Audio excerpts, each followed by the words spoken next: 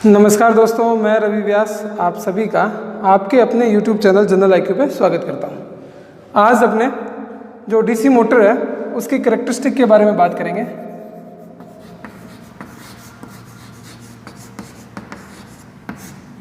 हिंदी में अगर अपने बात करें तो अभिलाक्षणिक वक्र। अभिलाक्षणिक वक्र की बात करेंगे। ये क्या होता है कि कैसे एक DC मोटर, उसमें आर्मेचर करंट का क्या प्रभाव रहेगा, टॉर्क का क्या प्रभाव रहेगा, बैक EMF के कारण क्या प्रभाव रहेगा, उन्हीं सभी चीज़ों को पढ़ना क्या कहलाता है, अभिलाक्षणिक वक्र या कैरेक्टरिस्टिक कहलाती है। तो आज सबसे पहले अपने देखेंगे शंट मोटर की कैरेक्टरिस्टिक और फिर देखेंगे सीरीज मोटर की कैरेक्टरिस्टिक। तो कैरेक्टरिस्टिक कौन कौन सी ड्रॉ करेंगे? सबसे पहले मैं ड्रॉ करूंगा कैरेक्टरिस्टिक टॉर्क और IA के बीच में। इससे इलेक्ट्रिक कैरेक्टरिस्टिक भी बोल देते हैं अपने, इलेक्ट्रिक कैरेक्टरिस्टिक भी बोल देते हैं। T मतलब टॉर्क और IA मतलब आर्मेचर करंट। इन दो के बीच में आज अपने पहला ड्रॉ करेंगे कैरेक्टरिस्टिक, वो कहलाएगी मेरी इलेक्ट्रिक कैरेक्टरिस्टिक। दूसरा अपने डालते हैं N और IA में, ठीक है। N यहाँ स्पीड और IA यहाँ आर्मेचर करंट। और तीसरी अपने बात करेंगे कैरेक्टरिस्टिक की N और T में। ये दोनों ही मैकेनिकल कैरेक्टरिस्टिक का पार्ट है, मैकेनिकल कैरेक्टरिस्टिक का पार्ट है। तो ये तीन कैरेक्टरिस्टिक अपने शंट मोटर की, सीरीज मोटर की और कंपाउंड मोटर की, कंपाउंड में भी कम्युलेटिव कंपाउंड और डिफरेंशियल कंपाउंड, उन सब में यही तीन कैरेक्टरिस्टिक अपने को ड्रॉ करनी है। और फिर देखना है कि जो मेरी मोटर है, चाहे वो शंट मोटर है, चाहे सीरीज मोटर है, चाहे आगे कंपाउंड मोटर है, वो कैसे इन कैरेक्टरिस्टिक के हिसाब से बिहेव करती है। कि कैसे आर्मेचर करंट में परिवर्तन होने से टॉर्क में परिवर्तन होता है, कैसे आर्मेचर करंट में परिवर्तन होने से स्पीड में परिवर्तन होता है, और स्पीड और टॉर्क का आपस में क्या रिलेशन है। ये तीनों कैरेक्टरिस्टिक अपने को हर मोटर के लिए ड्रॉ करनी पड़ेगी। तो सबसे पहले अपने बात करें टॉर्क और जो है आर्मेचर करंट की कैरेक्टरिस्टिक। तो मेरे को पता है टॉर्क इक्वेशन से जो टॉर्क था वो किसके प्रोपोर्शनल था, फाई इंटू IA के। फाई यहाँ क्या है, फील्ड फ्लक्स। फाई यहाँ क्या है, फील्ड फ्लक्स। और IA यहाँ क्या है, जो मेरी आर्मेचर करंट अपने बात पहले कर चुके हैं। अब शंट मोटर की बात करते हैं।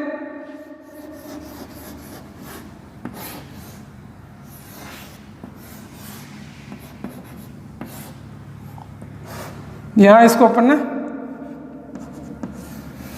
सप्लाई दे दी V से, यही है,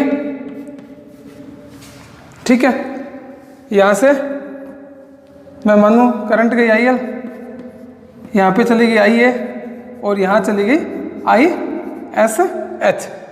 यही बना कि IL करंट थी टोटल, IA तो चली गई मोटर में और ISH चली गई इसकी ये फील्ड वाइंडिंग, ये आर्मेचर और ये फील्ड वाइंडिंग में।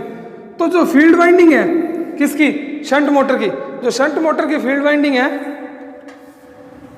वो क्या है, अपने को पता है कि शंट फील्ड जो टर्न है वो क्या होते हैं, लार्ज नंबर में होते हैं। इसके कारण इसमें फ्लक्स भी क्या, करंट क्या रहती है, कम पहुंचती है। आर्मेचर करंट से शंट फील्ड करंट क्या होती है, कम होती है।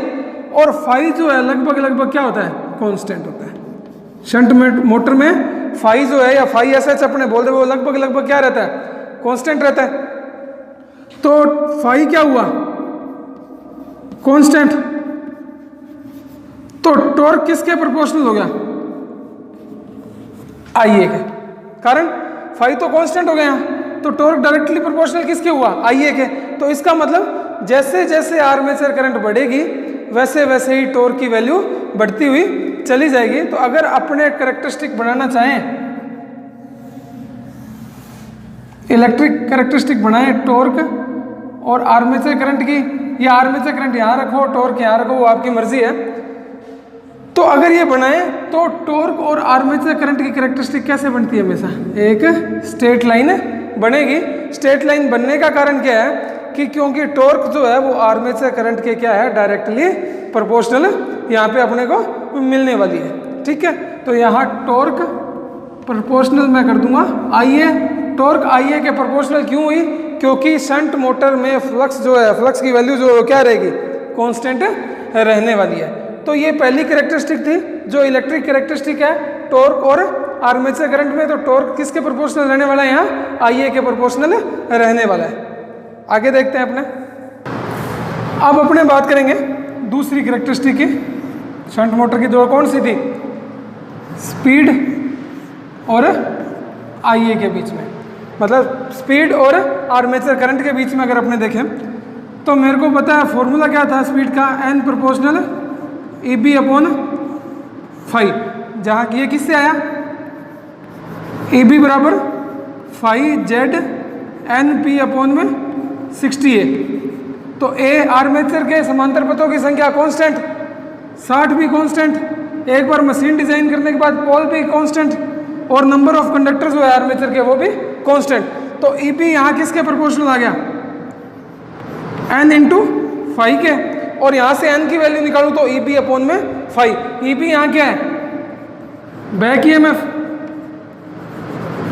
और φ यहाँ क्या है? शंट मोटर है, तो शंट फ्लक्स जो है वो क्या है? यहाँ φ की वैल्यू है। अब मेरे को पता है कि अगर मैं कैरेक्टरिस्टिक बनाऊं आर्मेचर करंट और स्पीड के बीच में, तो N प्रोपोर्शनल किसके है? EB/φ। मोटर मेरी कौन सी है? Shunt motor. शंट मोटर में फ्लक्स क्या रहते हैं? अभी अपन ने पिछली कैरेक्टरिस्टिक जो है T वर्सेस IA में बात करी कि शंट मोटर में फ्लक्स क्या रहते हैं? कांस्टेंट रहते हैं। फ्लक्स क्या रहते हैं? कांस्टेंट रहते हैं। फील्ड फ्लक्स कांस्टेंट रहता है। तो φ क्या हुआ? कांस्टेंट। तो N किसके प्रोपोर्शनल हो गया? EB के। और EB बराबर क्या है यहाँ? V minus IA RA। तो अगर स्टैंडर्ड स्पीड में ये मानूं, कांस्टेंट स्पीड ये मानूं, लेकिन कुछ ना कुछ आर्मेचर करंट के कारण ड्रॉप होगा, तो मेरे को जो कैरेक्टरिस्टिक मिलेगी वो इस टाइप की मिल जाएगी। और ये आर्मेचर रेजिस्टेंस ड्रॉप के कारण, समझे? स्पीड कांस्टेंट रहनी चाहिए थी। क्यों?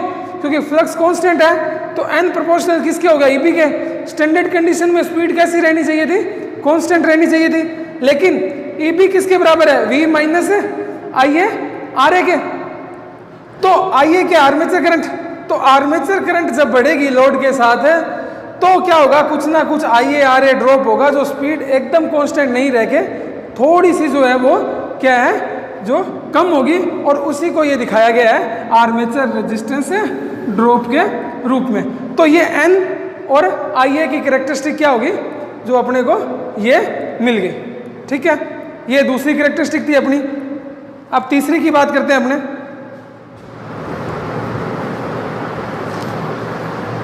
अब तीसरी कैरेक्टरिस्टिक किसकी है? N वर्सेस T, मतलब स्पीड और टॉर्क के बीच में। तो जब मैं कह रहा हूं स्पीड लगभग कांस्टेंट रहती है, तो टॉर्क भी उस कंडीशन में क्या रहेगी? लगभग कांस्टेंट ही रहेगी। तो इसी टाइप का जो डायग्राम है वो मेरे को यहाँ मिल जाएगा। किसके लिए? N वर्सेस T के लिए। क्यों? क्योंकि फ्लक्स की वैल्यू कांस्टेंट, फ्लक्स की वैल्यू कांस्टेंट तो स्पीड कांस्टेंट, स्पीड कांस्टेंट तो टॉर्क भी लगभग कांस्टेंट। तो जैसा डायग्राम यहाँ स्पीड का मिला वैसा का वैसा मेरे को यहाँ N वर्सेस T में मिलने को मिलेगा। ठीक है जी, ये होगा मेरा तीसरा, ये दूसरा। और पहला क्या था? अगर पहला आपने देखें तो टॉर्क वर्सेस IA में था, तो टॉर्क प्रोपोर्शनल था IA के। तो एक स्ट्रेट लाइन यहाँ टॉर्क प्रोपोर्शनल IA अपने को मिल गई। स्टार्टिंग टॉर्क मानो तो आप यहाँ से भी मान सकते हैं, तो TSH यहाँ आप शाफ्ट टॉर्क लिख सकते हैं। बाकी आपको ये बनाने की ज़रूरत नहीं है, T वर्सेस I है जो आपको ये एक स्ट्रेट लाइन मिलेगी। क्वेश्चन कैसे पूछा जाएगा कि एक DC शंट मोटर है और उसमें जो स्पीड है या टॉर्क है वो किसके प्रोपोर्शनल रहेगी, आइए, या आर्मेचर करंट बढ़ाने के साथ टॉर्क पे क्या प्रभाव पड़ेगा कि टॉर्क जो है प्रोपोर्शनल आइए के, तो आर्मेचर करंट बढ़ाने से टॉर्क की वैल्यू भी बढ़ेगी।